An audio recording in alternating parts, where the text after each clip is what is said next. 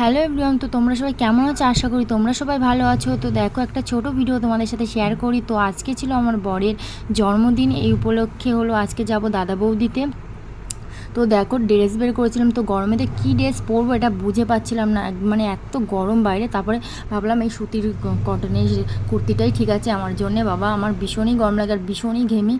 তো দেখো, আমরা রেডি হয়ে বেরিয়ে পড়েছি যাওয়ার জন্য। তো প্রত্যেক বছর না আমরা মানে রাত্রিবেলা না কেকটা কাটিংটা করে নিই। তো এবছর না কী হয়েছে, ছেলের পরীক্ষা বলে আর লাস্ট পরীক্ষাটাই না ছিল হলো মানে জন্মদিনের দিন। সেই দিনের জন্য আমরা রাত্রে সকাল সকাল শুয়ে পড়েছিলাম, কারণ ওকে নিয়ে আমার যাওয়ার ছিল। পরীক্ষা দিয়ে এসে তারপর আমি বেরিয়ে পড়বো আমরা সবাই। তার জন্য আর আমরা রাত্রির কোনো প্ল্যানিং করিনি। যা করেছিলাম সন্ধ্যেবেলার দিকে, পরের দিন মানে যেদিনকে বার্থডে ছিল সেই দিন সন্ধ্যেবেলায় করেছিলাম। তো দেখো, আমরা দাদা বৌদিতে চলে এসেছি আর ভীষণই গরম, মানে প্রচণ্ডই গরম। আমরা বাইকে গিয়েছিলাম বলে একটু কষ্ট কম হয়েছিল। তারপর ওখান থেকে আমরা গাড়িতে গিয়েছিলাম। তো আমরা দেখো একটা 65 অর্ডার দিয়েছি, আর চিকেন তন্দুরি অর্ডার দিয়েছিলাম, মকটেল অর্ডার দিয়েছিলাম, আর ছিল স্পেশাল বিরিয়ানি।